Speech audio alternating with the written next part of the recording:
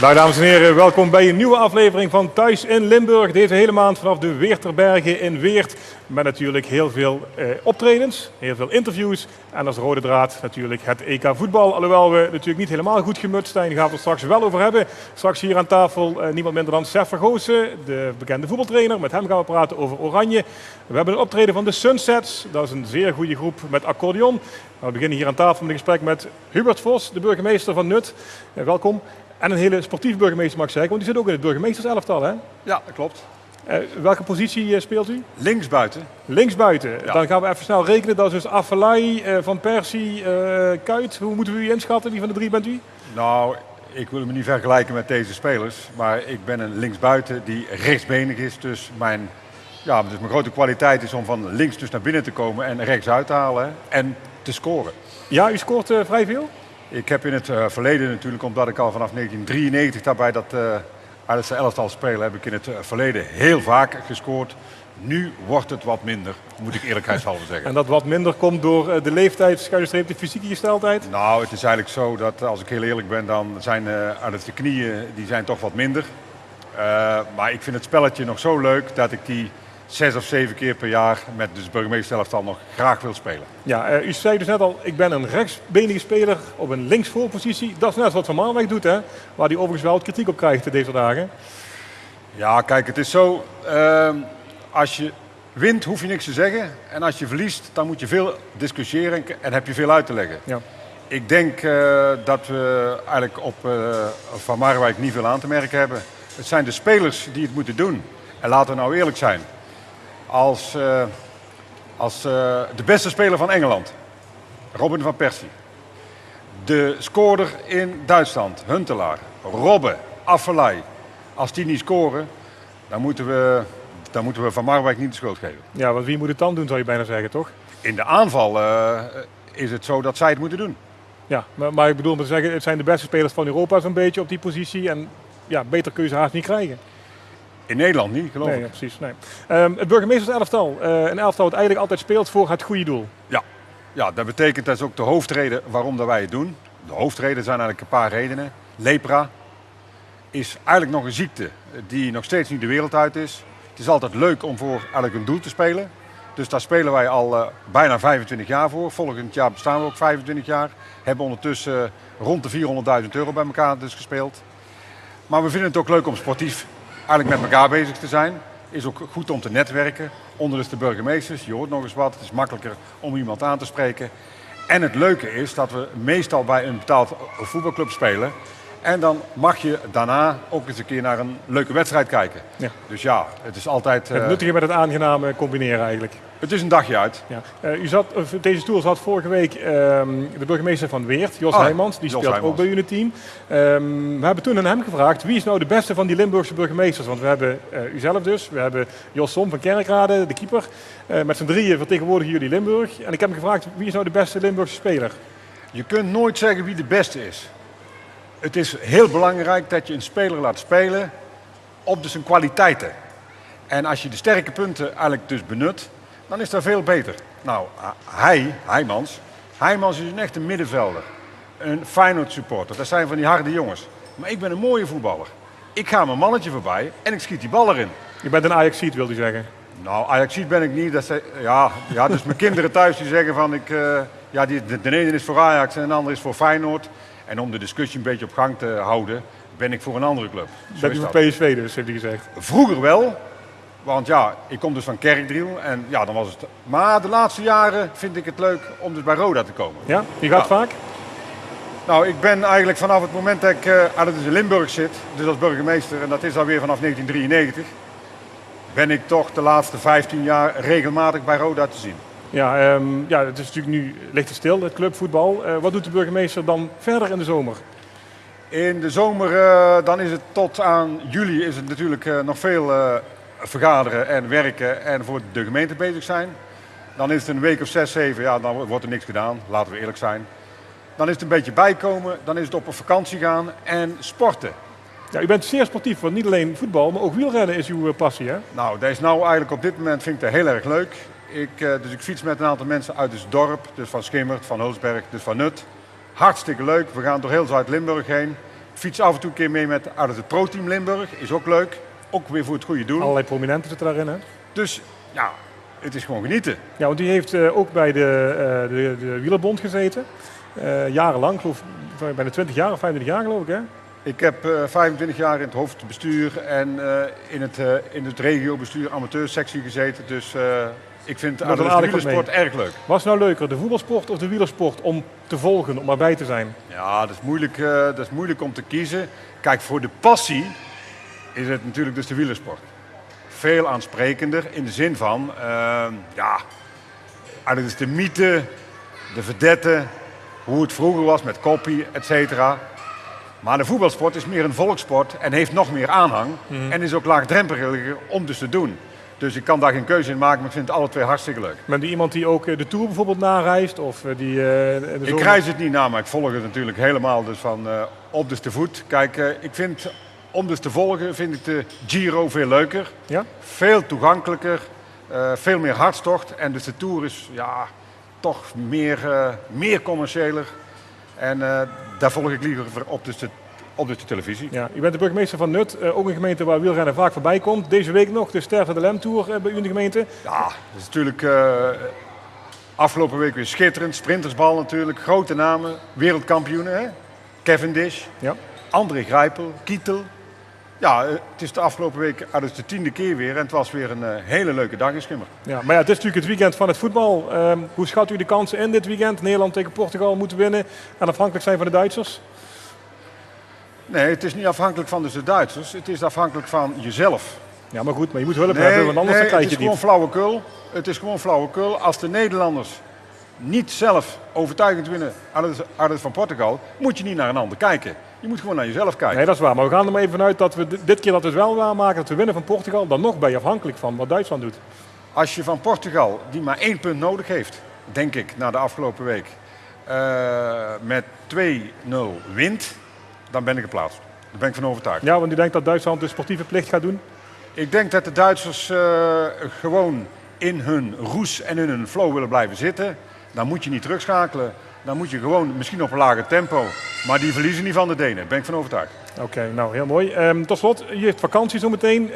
Wat doet burgemeester Vos op vakantie? Gaat u ver weg of blijft u dicht bij huis? Wij zijn jarenlang naar Italië dus geweest. Schitterend land. Garda, zon, lekker eten, fietsen, rennen. Dit jaar wordt het Nederland. Maar ik ga 14 dagen in Zuid-Limburg met een aantal mensen met astma en andere mensen fietsen. Gewoon in onze eigen omgeving. Oké. En dat is ook hartstikke leuk. Dus echt Roendomhausen, wat dat betreft, een rondje. Roendomhausen, ja, dat is mooi gezegd. Ja. Ja. Laten we het over het wielrennen blijven houden straks de komende weken. Heel veel succes, hele fijne vakantie natuurlijk ook. En bedankt voor de komst naar Weert. En wij gaan verder met een stukje muziek, want we gaan niet meer zingen over voetbal. Dat zit eventjes niet meer in onze genen vandaag. We gaan het hebben over een mooie vrouw. Hier zijn de Sunsets met Rosanne.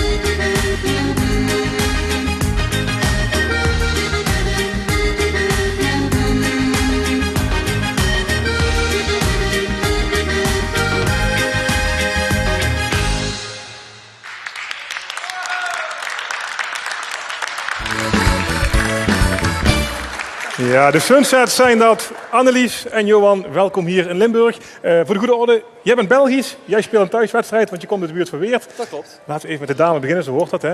In België zijn jullie al super bekend. Hè? In Nederland nog reizende ster. Super bekend. We hebben heel veel grote podia gedaan in België. Het Schlagerfestival, Rimpelrock. We hebben gouden awards mogen ontvangen voor onze albums en een Platinum Award zelfs. En ja, er zijn toch wel heel veel mensen die weten wie de Sunsets zijn. Zo hoort dat. Limburg weet dat straks ook, want jullie hebben net al opgetreden, doen dat straks ook nog een keer. Ja. Maar vertel even, jij bent ooit met de Sunsets begonnen? Ja, het begon eigenlijk heel leuk. Ik kreeg een telefoontje van een platenfirma die op zoek was naar accordeonisten. En of ik soms leerlingen had die dat wilden doen. Ik zeg, wacht even, ik wil dat zelf doen. En zo zijn we er eigenlijk ingerold. We hebben dan een album gemaakt. Een album wat het heel goed gedaan heeft. The Sunsets heette dat album. En ja, zo begon het. En de platenfirma die vond het leuk met ons te werken. En wij ook met hen. En zo is het blijven gaan. Ja, om een heel verhaal kort te maken. Op een gegeven moment is er een wisseling in de bezetting gekomen. Ja, klopt. En je bent terechtgekomen in het mooie Nederlands Limburg. Ja, ik ben inderdaad hier terechtgekomen. Mijn ex-collega kwam uit België.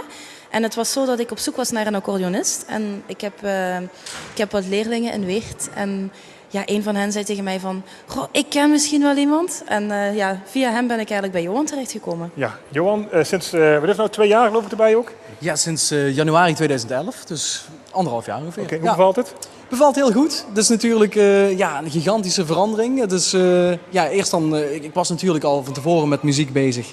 En dan doe je leuke optredens. Maar ja, in één keer kom je dan voor zo'n groot publiek terecht. En met je hoofd op een cd en op de tv. En ja, dat is gewoon heel leuk. Ja, jullie spelen bekende, vooral ook Nederlandse nummers. Ja, Nederlandstalige meezingmuziek. Dus, en dat is eigenlijk ook de bedoeling. Het publiek mag zingen en wij gaan spelen. Ja, nou, zo hoort het natuurlijk ook. Hè? Ja. Ondanks dat het voetballen wat minder mee zit, gaan we toch een sfeerdag erin Wij brengen. proberen gewoon de stemming weer terug te brengen. Ja, jij bent heel erg geschoold in de accordeon. Uiteindelijk toch gekozen voor de populaire muziek. Is dat een bewuste keuze geweest? Goh, het is vooral een keuze geweest.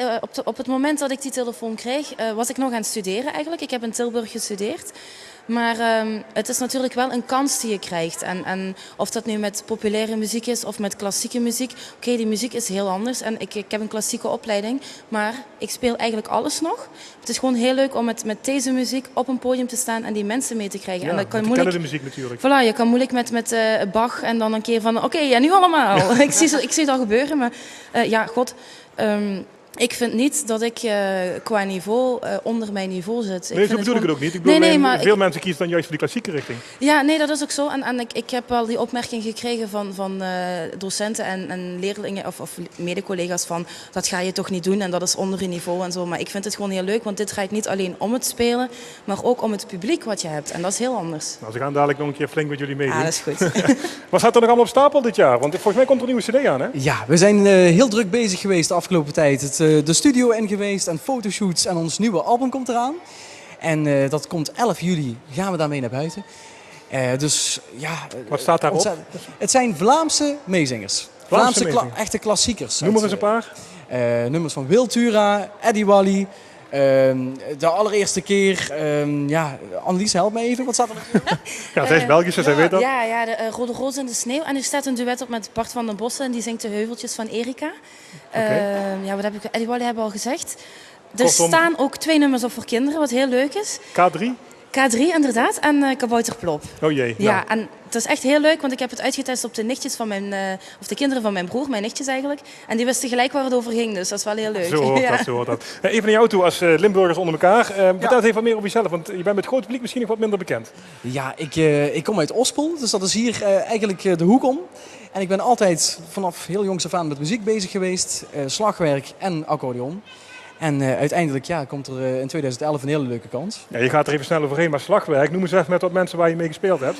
Ja, ik heb als drummer zijnde met Caro Emerald, Alan Clark, Paul de Leeuw als freelance Niet de minste, werk hè? gedaan. Niet de minste. Nee, dat waren ook hele leuke dingen. Ja, zeker. Maar volgens mij is accordeon spelen heel iets anders dan drummen. Ja, Of sta je er ook op te rammen? Nee toch? Nou, dat moeten we misschien eens proberen. Dat is wel leuk.